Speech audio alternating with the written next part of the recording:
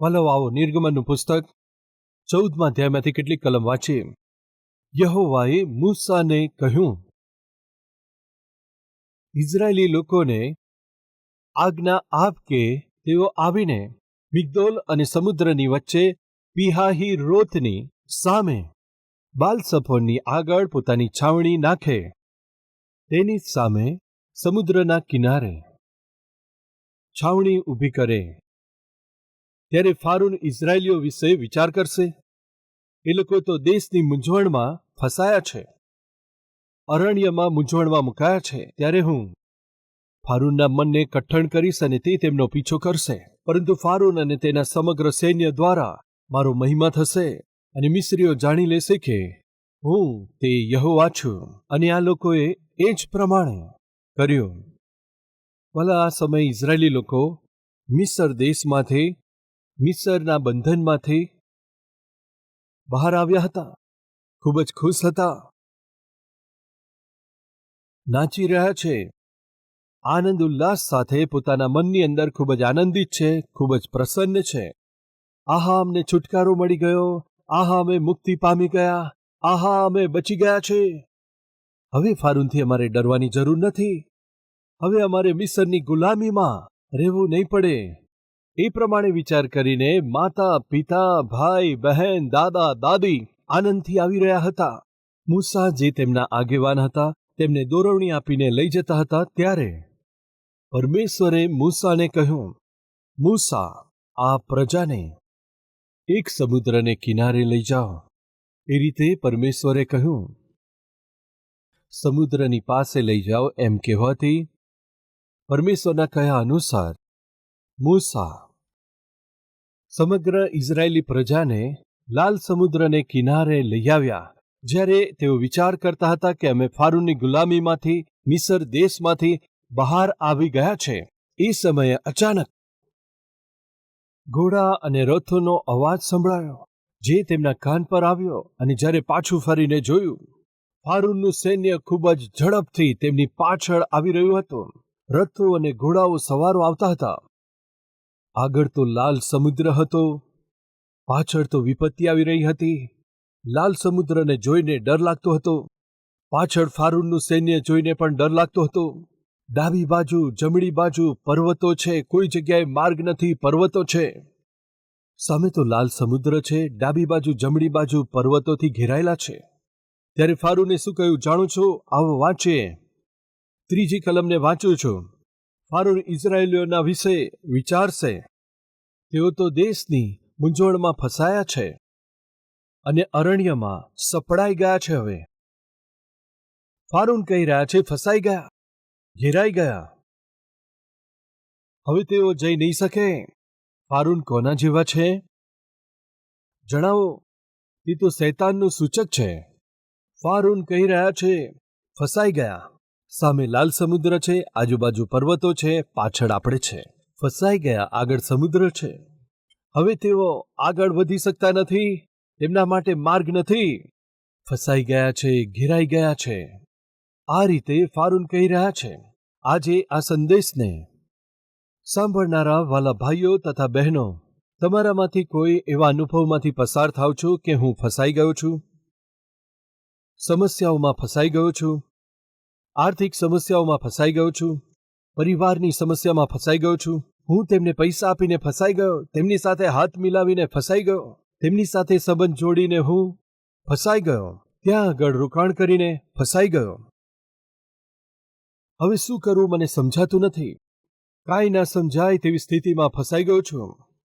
સહજ રીતે, સામાન્ય રીતે એક વ્યક્તિ જ્યારે ફસાઈ જાય છે, ખૂબ જ ડરી જાય છે, ભયભીત થાય છે. ઇઝરાયેલીઓની એવી જ પરિસ્થિતિ હતી. અમને જેનો ભય લાગતો હતો, જેના લીધે અમે ખૂબ જ દુઃખી થયા છે, જેના લીધે અમે ખૂબ જ કષ્ટ ઉઠાવ્યું, દુઃખ ઉઠાવ્યું, આજે તે વ્યક્તિ અમારાથી દૂર થયા છે. સારું થયું. આ રીતે વિચારતા હતા અને અચાનક તે પ્રગટ થઈ ગયા. જે કોઈ આપણી મધ્યે સમસ્યા દૂર થઈ છે વિચાર્યું, તકલીફ દૂર થઈ છે વિચાર્યું, તે દુષ્ટની જાળમાંથી બહાર આવી ગયા વિચાર કર્યો. હવે જીવનમાં ક્યારેય એમને નહીં જોવું વિચાર્યું. હવે ફરીથી તે દેખાશે નહીં વિચાર્યું, હવે તે આવશે નહીં એમ વિચાર્યું, પરંતુ અચાનક તે પ્રગટ થઈ ગયા. ફરીથી ડર લાગવા લાગ્યો, ભય સતાવવા લાગ્યો. પાછલા સમયમાં તે વ્યક્તિને લીધે તમે જે નર્કનો અનુભવ કર્યો તે ફરીથી તમને દેખાઈ રહ્યા છે કોઈ એવું? એવી સ્થિતિમાંથી કોઈ પસાર થાય છે. તે સમયે ફારૂનને જોતા જ ઇઝરાયેલી લોકો ડરી ગયા, ગભરાવા લાગ્યા. હવે ભયથી શું કરવું છે ખબર નથી પડતી, ધ્રુજવા લાગ્યા. કૃપા કરી સાંભળો, આ લોકોને મિસર દેશમાંથી છોડાવવામાં આવ્યા હતા.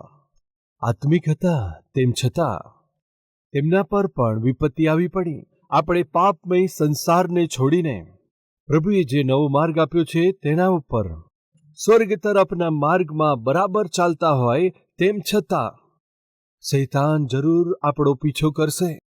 શૈતાન આપણને પકડવા પ્રયાસ કરશે. પાછલા સમયમાં કેવી રીતે આપણા જીવન સાથે રમ્યા, પાછલા સમયમાં કેવી રીતે આપણા જીવનને બરબાદ કરવા પ્રયાસ કર્યો, કેવી રીતે આપણને સતાવ્યા, કેવી રીતે નર્ક બતાવ્યો, એ જ પ્રમાણે વારંવાર પ્રગટ થશે આપણને સતાવવા માટે.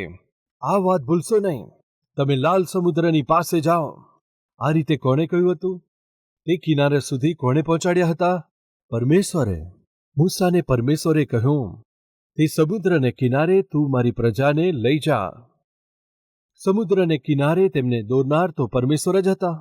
જ્યારે તેઓ સમુદ્રને કિનારે પહોંચી ગયા, કેટલાક લોકોના મનમાં પ્રશ્ન થયો છે કે સામે તો લાલ સમુદ્ર છે, હવે કેવી રીતે સામે કિનારે પહોંચીશું? ઘણા બધા પ્રશ્નો એમના મનમાં હતા, પરંતુ પાછળ જોયું તો પાછળ વિપત્તિ આવી ગઈ. વિપત્તિ કેવી રીતે આવી કહીએ તો પાછલા સમયમાં જેમણે દુઃખ આપ્યું હતું, પાછલા સમયમાં જેમણે રડાવ્યા, પાછલા સમયમાં જેમણે નર્ક બતાવ્યું, પાછલા સમયમાં જેમણે ઊંઘ ઉડાડી હતી, પાછલા સમયમાં જેમણે શાંતિ વિહોણા કર્યા, આ સમયે ફરીથી આવી ગયા. વાલો, આજે આપણામાં એવું કોઈ ચિંતિત છે એમ વિચારીને તેઓ તો ફરી આવી ગયા. તે વ્યક્તિ શા માટે ફરીથી પ્રગટ થયા? એવા સમયમાં પરમેશ્વર શું કરવા જઈ રહ્યા છે? આવો તે જોઈએ. આ લોકોએ શું કર્યું આવો જોઈએ. 6ઠ્ઠી કલમ. ત્યારે તેણે પોતાનું રથ જોડાવ્યું, પોતાના સેનાને તૈયાર કરી. તેણે 600 રથ લીધા, મિસરના સર્વ સારા રથ લીધા, સરદારોને લીધા. હવે 9મી કલમ.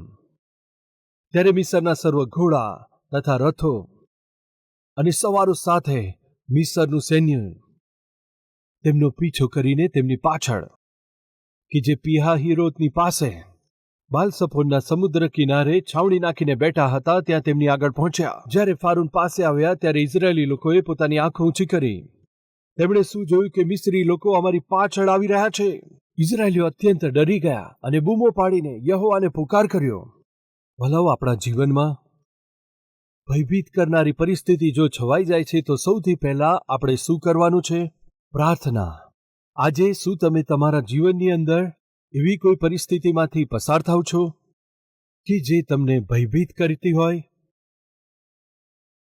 એવી સ્થિતિમાંથી પસાર થતા શું કરવાનું છે?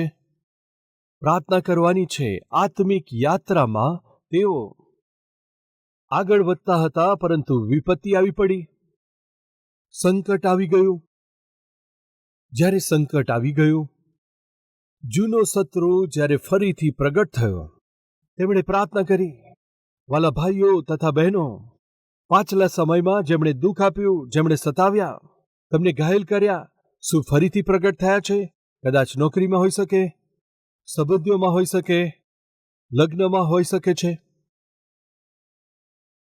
કોઈ પણ જગ્યાએ જે લોકોએ તમને દુઃખ આપ્યું હોય, તમને સતાવ્યા હોય, શું તેઓ ફરીથી તમારા જીવનમાં દેખા દે છે? ફરીથી તેમનો સામનો કરવાની સ્થિતિ આવી છે? ચિંતા ના કરશો, ભયભીત ના થશો. તમારે કેવળ એટલું જ કરવાનું છે, જે તમારા ડરને, ભયને દૂર કરીને જે તમને હિંમત આપી શકે છે તે પ્રભુ, તે પરમેશ્વરને તમારે પ્રાર્થના કરવાની છે. એકવાર પ્રાર્થના કરીને પૂરું કરી દેવાથી નહીં થાય. તમારો ભય દૂર થાય ત્યાં સુધી પ્રાર્થના કરજો. તમારી અંદરના ડરને પરમેશ્વર દૂર કરે ત્યાં સુધી પ્રાર્થના કરજો. તે દિવસે ઇઝરાયેલી લોકોએ શું કર્યું જાણો છો? તેમણે તાત્કાલિક રીતે પ્રાર્થના કરી. તેમણે પોતાનો સર્વ ડર પરમેશ્વરના હાથોમાં સોંપીને નિર્ભય થઈને જીવી શકે તેવી હિંમત તેઓ પામી શક્યા નહોતા. જ્યારે ફારૂનને જોયો ત્યારે તેઓ ભયભીત થયા. આ રીતે ડરીને તેમણે શું કર્યું આવો જોઈએ. વળી તેઓ મૂસાને કહેવા લાગ્યા, શું મિસ્રની અંદર ખબર નહોતી કે તું અમને ત્યાંથી મરવાને માટે આ અરણ્યમાં આણ્યા છે? તે અમારી સાથે આવું કેમ કર્યું કે અમને મિસ્રમાંથી બહાર કાઢ્યા? શું અમે તને મિસ્રની અંદર એ જ વાતો નહોતા કહેતા કે અમને અહીંયા જ રહેવા દો, અમે મિસ્રીઓની સેવા કરીશું? અમારે માટે અરણ્યમાં મરવા કરતા મિસ્રીઓની સેવા કરવી તે સારું છે. વાલાઓ, સમસ્યા આવી ગઈ. તેમની આત્મિક યાત્રામાં સમસ્યા આવી. જ્યારે સમસ્યા આવે છે ત્યારે સમસ્યાને જે દૂર કરી શકે છે પરમેશ્વરને વિનંતી કરવાની છે. જરૂરી છે. જે તેમની આગેવાની કરે છે મૂસા સાથે ક્રોધ કરવામાં, તેની સાથે ઝઘડવામાં કોઈ ફાયદો નથી, કોઈ લાભ નથી. હવે ધ્યાનથી સાંભળો. મૂસા જેમની આગેવાની આપતા હતા વિપત્તિનો સામનો ના કરી શક્યા, તેના પર જય ના પામી શક્યા, પણ તેઓ ડર અને ભય સાથે જ્યારે તેઓ મૂસાનો જ વિરોધ કરતા હતા એ સમયે મૂસા એક કામ કરી શકતા હતા. તે કામ શું હતું? મેં પરમેશ્વરને પહેલાથી જ કહ્યું હતું. શું કહ્યું હતું? આ મારા લોકો મારા પર વિશ્વાસ નહીં કરે, માટે હું ત્યાં જવાનો નથી. અને અત્યારે તમે લોકો મારો વિરોધ કરી રહ્યા છો, મારી સાથે ઝઘડી રહ્યા છો, એટલા માટે તમને નમસ્કાર. તમારે ને મારે બતાવો બિલકુલ નહીં બને. એમ કહીને મૂસા તે સમયે જઈ શકતા હતા. જઈ શકતા હતા કે નહીં? કેમ કે તેણે પહેલેથી પરમેશ્વરને કહ્યું હતું તેઓ મારા પર વિશ્વાસ નહીં કરે, મારું તેમની સાથે બિલકુલ નહીં બને. હું જઈશ તો પણ તેઓ મારું નહીં સાંભળે. દયા કરીને બીજા કોઈને મોકલજો. આ બધું અગાઉથી કહ્યું હતું તો પણ પરમેશ્વરે કહ્યું તારે જવાનું છે. ચાલ એમ કહીને બળપૂર્વક પરમેશ્વર લઈ આવ્યા. ભલો પતિ પત્ની વચ્ચે ઝઘડા થતા હોય છે. ધ્યાનથી સાંભળો. લગ્ન થયા પછી બધું શાંતિપૂર્વક ચાલતું રહેશે, બધું શાંતિથી આનંદથી સુખમય રહેશે. એ પ્રમાણે જેનું લગ્ન નથી થયું, છોકરો વિચાર કરે છે, છોકરી વિચારે છે. લગ્ન થયા પછી 1-2 મહિના વીત્યા પછી કંઈક ને કંઈક બંનેની વચ્ચે મનમુટાવ થાય છે, અથવા તો લગ્ન થયા પછી સમસ્યાઓ આવી જાય છે. તે આર્થિક સમસ્યા હોઈ શકે છે, સગાઓની સમસ્યા હોઈ શકે છે, તે શારીરિક સમસ્યાઓ હોઈ શકે છે, અથવા નોકરીની સમસ્યા હોય. સમસ્યા તો આવશે, પરંતુ જ્યારે સમસ્યાના આવવાથી પત્નીએ પતિ સાથે ઝઘડવામાં કોઈ ફાયદો નથી. મારા પિતાને મેં પહેલેથી કહ્યું હતું આ લગ્ન મારે કરવું નથી. જબરજસ્તીથી તેમણે કરાવ્યો. આ રીતે પત્ની બોલે, મેં મારા પિતાને પહેલેથી કહ્યું હતું આ લગ્ન મને પસંદ નથી, તો પણ જબરજસ્તીથી મારું લગ્ન કરાવ્યું છે. આ રીતે પતિ પણ બોલે. ત્યારે સમસ્યાનું સમાધાન નહીં થાય. તમારી સાથે મારું નહીં બને, તમને મારા નમસ્કાર. શું એમ કહીને મૂસા તેમને છોડીને જતા રહ્યા હતા? જણાવશો? જોરથી બોલો. પતિઓ, તમારી સાથે મારે નહીં બને. તમને મારા નમસ્કાર. શું છૂટા કરવાને વિચાર કરી લીધા છે? બરાબર. તેઓ કહે છે તમે નમસ્કાર કરી દીધા. શું મૂસા નમસ્કાર કરીને જતા રહ્યા? જણાવો. ના ગયા વાલાઓ. પતિઓ, લગ્ન થયા પછી મૃત્યુ સુધી તમારી પત્નીનો ત્યાગ કરવાની અનુમતિ નથી. તમારે નમસ્કાર પત્નીને નથી કરવાના. સમસ્યા આવે ત્યારે કોની આગળ નમવાનો છે? પરમેશ્વરની આગળ. તમારે પ્રાર્થના કરવાની છે, વિનંતી કરવાની છે, નિવેદન કરવાનું છે પરમેશ્વરને. બહેન, સમસ્યા તો આવશે. આત્મિક યાત્રામાં, પારિવારિક જીવનમાં પતિ તરફથી હોય, પત્ની તરફથી હોય, સમસ્યા તો આવશે. અથવા આસપાસના સગાઓ પાસેથી સમસ્યા આવશે. જ્યારે સમસ્યા આવે ત્યારે એકબીજાને છોડીને જવાથી શું ફાયદો? પરમેશ્વરે કહ્યું. એટલા માટે મૂસા તેમને લાલ સમુદ્ર પાસે લઈ ગયા હતા. હવે સમસ્યા આવી ગઈ. મૂસા જ્યારે મિસરમાંથી આગેવાની આપતા હતા તેઓ ખુશ હતા. લગ્ન માટે ખુશ હતા, છોકરી જોવા માટે ગયા ખુશ હતા, અને ખૂબ જ શરમાતા પણ હતા.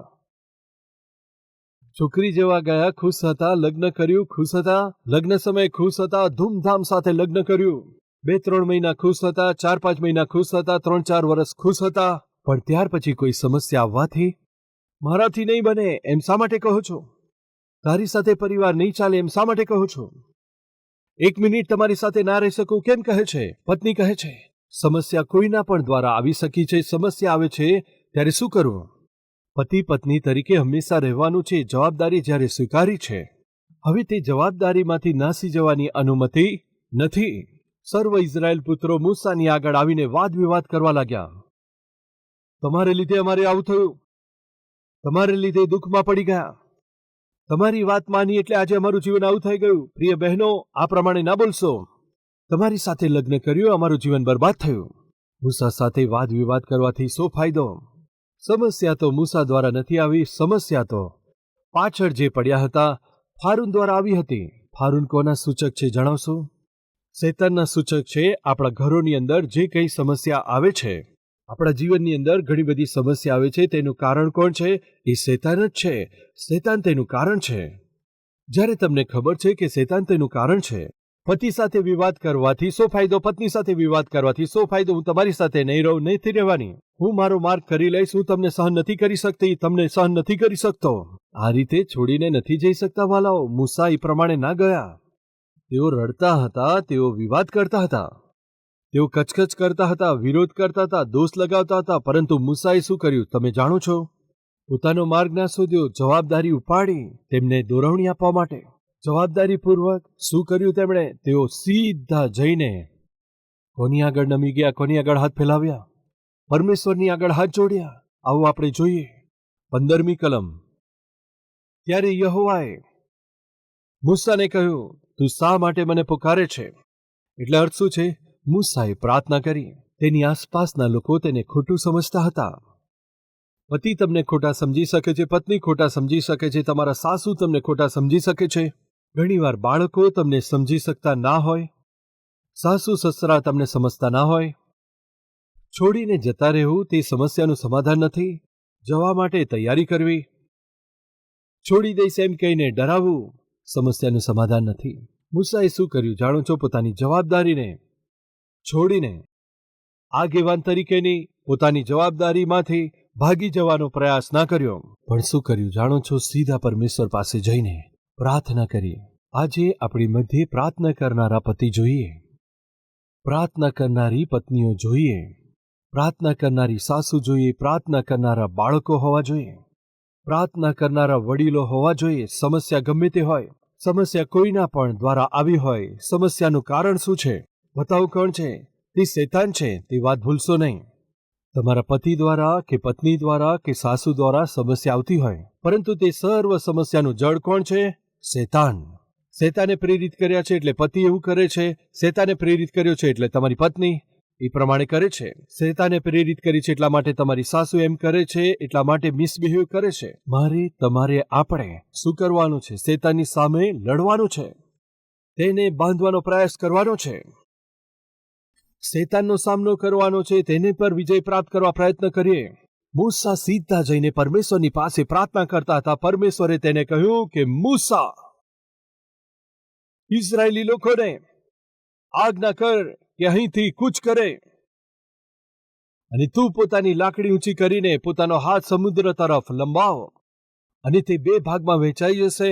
ત્યારે ઇઝરાયેલી લોકો સમુદ્રના વચ્ચેથી કોરી ભૂમિ પરથી પસાર થઈ જશે. અને સાંભળ, અત્યારે હું મિસ્રી લોકોના મનને કઠણ કરું છું, અને તેઓ ત્યાં પણ તેમનો પીછો કરશે. ફારૂન અને તેનું સૈન્ય અને રથો અને સવારોના મૃત્યુ દ્વારા મારો મહિમા થશે, અને ફારૂન તેમના રથો તેમના સવારો પર વિજય પ્રાપ્ત કરીને મારો મહિમા થશે. ત્યારે મિસ્રીઓને ખબર પડશે કે હું યહોવા છું. રાઈટ. પરમેશ્વર શું કહે છે? હું તમને ઉત્તર આપીશ. પ્રભુ, અમને કોઈ ઉત્તર દેખાતો નથી. આગળ લાલ સમુદ્ર છે અને પાછળ ફારૂનનું સૈન્ય અમારી પાછળ છે. અમે વિપત્તિમાં છે. આત્મિક યાત્રામાં સૌથી પહેલા આપણે કોનો સામનો કરવો પડે છે? કોઈક વિપત્તિનો, મુશ્કેલીઓ. ત્યારે પરમેશ્વર શું કહી રહ્યા છે?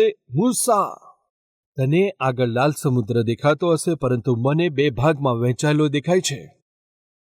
પોતાની પ્રજાને કહો કે તેઓ આગળ કૂચ કરે. તારી લાકડી હાથમાં લે, આ લાલ સમુદ્રને 2 ભાગમાં વહેંચી નાખ. તને હું એવું સામર્થ્ય આપું છું. તેણે લાકડી લીધી અને લાલ સમુદ્રને 2 ભાગમાં વહેંચી નાખ્યો. કોરી ભૂમિની ઉપર આ ઇઝરાયેલી લોકો ચાલતા ચાલતા જઈ રહ્યા હતા. વિપત્તિ તો ભારે હતી, પરંતુ મૂસાએ કરેલી પ્રાર્થના એ વિપત્તિનું શું કર્યું જણાવશો? જણાવો. તે વિપત્તિને શું કર્યું? આશીર્વાદના સ્વરૂપમાં ફેરવી નાખી.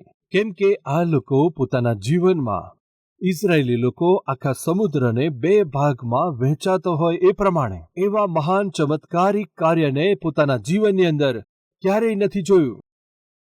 આવી વિપત્તિ કેમ આવી કહીએ તો પરમેશ્વર જે કરી શકે છે તે મહાન અને અદ્ભુત કાર્યને આ લોકો પ્રત્યક્ષ જોઈ શકે માટે પરમેશ્વર તેમને લાલ સમુદ્રની પાસે લઈ આવ્યા. આજે તમારામાં કોઈ વિપત્તિમાંથી પસાર થાય છે? પાસ્ટરજી, મને કોઈ માર્ગ સૂચતો નથી. એમ લાગે છે કે હું ફસાઈ ગયો છું. એક પગલું ભરી શકતો નથી.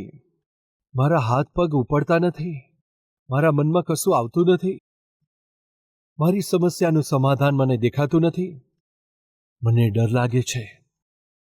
મારી પરિસ્થિતિ જાણે મારો પીછો કરે છે. હવે શું કરવું જોઈએ મને સમજાતું નથી. એવી પરિસ્થિતિમાંથી પસાર થતા હોય ત્યારે શું કરવું? પરમેશ્વરની ઉપસ્થિતિમાં જે પ્રમાણે મૂસાએ પોકાર કર્યો, પ્રાર્થના કરો. શું થશે પાસ્ટરજી? પરમેશ્વરની આગળ વિનંતી કરવાથી જ્યાં આગળ માર્ગ દેખાતો નથી ત્યાં આગળ પરમેશ્વર માર્ગ બતાવશે. તેઓ અદ્ભુત કાર્ય કરશે.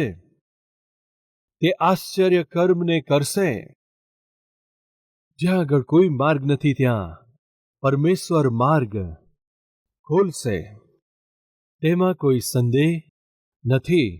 તમે સમજો છો, જે શત્રુ તમને ડરાવે છે, જે તમને દુઃખ આપે છે, એવા શત્રુ તમારા જીવનની અંદર તમારે ફરીથી તેમને જોવાના નથી. એમ પરમેશ્વર ચાહે છે. એ માર્ગ પરમેશ્વર તમને બતાવે છે. એમ જ થયું અને લાલ સમુદ્ર 2 ભાગમાં વહેંચાઈ ગયો. આ લોકો તો કોરી ભૂમિ પર ચાલતા તે સમુદ્રમાંથી પસાર થયા. તે બાબત જોઈને ફારૂનનું સૈન્ય પણ તેમની પાછળ પાછળ કોરી ભૂમિ ઉપર તેઓ પણ પાછળ પાછળ ચાલવા લાગ્યા. પરંતુ જેવા સમગ્ર ઇઝરાયેલી પ્રજા સમુદ્રને પેલે પાર પહોંચ્યા, પરમેશ્વરે લાલ સમુદ્રને ફરી શું કર્યું? મેળવી દીધો. લાલ સમુદ્રને ફરીથી પરમેશ્વરે પાણીમાં એક કર્યો. તેમનો પીછો કરનાર શત્રુની સેના, ફારૂનની સેના, તેમનું શું થયું જાણો છો? લાલ સમુદ્રની અંદર તેમની સમાધિ થઈ ગઈ. ઇઝરાયેલી પ્રજાએ જ્યારે પાછું ફરીને જોયું, તેમનો પીછો કરતી શત્રુની સેના દેખાવા ના લાગી, ડૂબી ગયા હતા. એ રીતે કરવા માટે પરમેશ્વર ઘણી બધી વાર, તમે કદી પણ ઈચ્છતા ના હોય એવા કિનારે પરમેશ્વર તમને લઈ જશે. જે તમે નથી ચાહ્યું એવા સ્થાન પર પરમેશ્વર લઈ જશે. એવા પ્રાંતમાં લઈ જશે. કેમ જાણો છો? જે શત્રુ તમારો પીછો કરતા આવે છે તેનો ડર, તેનો ભય તમારામાં ના રહે માટે તે દિવસે તેમને પરમેશ્વર સમુદ્રને કિનારે શા માટે લાવ્યા? તેમને ફસાવવા માટે નહીં. આજે તમને પણ પરમેશ્વર જ્યાં આગળ લઈ આવ્યા છે તમને હાનિ કરવા માટે નહીં. ત્યાં આગળ પરમેશ્વર તમને એટલા માટે નથી લાવ્યા કે ત્યાં તમે ડૂબી જાઓ. ફસાવવા માટે નથી લાવ્યા. તમે ફસાઈ જાવ માટે નથી લાવ્યા. તમારા જીવનમાં એક ડર છે. કોઈના વિષયમાં ડરો છો, કોઈના કારણે તમે ડરો છો. હવેથી તમારે તે વિશે અથવા તે લોકો વિશે ભયભીત થવાની જરૂર નથી. એ પ્રમાણે વિચારી પરમેશ્વરે ત્યાં આગળ તમને મૂક્યા છે. વિશ્વાસ કરજો ભાઈઓ બહેનો. વિશ્વાસ કરો છો તો મારી સાથે મળીને પ્રાર્થના કરશો.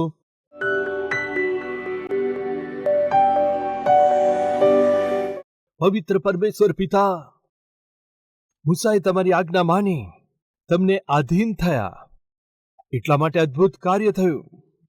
આજે અમારા જીવનની અંદર અદ્ભુત કામ થાય માટે તમારી આજ્ઞા માનવાની છે. તમને આધીન થવાનું છે. તમારી ઈચ્છાને આધીન થવાનું છે. તમારું વચન માનવાનું છે. એવું હૃદય અમને આપજો. આજે અમે પ્રાર્થના કરીએ છીએ પિતા, અમારી પ્રાર્થના સાંભળો. જ્યારે કોઈ માર્ગ ના દેખાતો હોય તમે માર્ગ ખોલજો. શત્રુના ભયથી અમને છોડાવજો. અમારો પીછો કરનાર પરિસ્થિતિથી દૂર કરજો. અમને કિનારે પહોંચાડજો. અદ્ભુત કાર્ય થવા દો. શત્રુ જે અમને ડરાવે છે, ભયભીત કરે છે, તેને અમારાથી દૂર કરી દો. પ્રભુ, તેને અમારા જીવનથી દૂર કરી દો. સુરક્ષિત અમને સામે પાર ઉતારજો. અમારી પ્રાર્થના સાંભળવા માટે આભાર. પ્રભુ, માર્ગ ખોલી રહ્યા છે માટે આભાર. પ્રભુ, શત્રુના ભયથી આપણને દૂર કરી રહ્યા છે, આભાર. મારા જેવા કડવા અનુભવમાંથી પ્રભુ આપણને બહાર કાઢે છે, પ્રભુનો આભાર. આજે તમે અમારા જીવનમાં અદ્ભુત કામ કરવા જઈ રહ્યા છો. ધન્યવાદ કરીએ છીએ પિતા. જીવનભર તમારી આજ્ઞા માનીએ અને ઉન્નતિ કરી શકીએ સહાયતા કરજો. પ્રભુ ઈસુ ખ્રિસ્તના નામમાં માંગે છે પિતા. આમેન.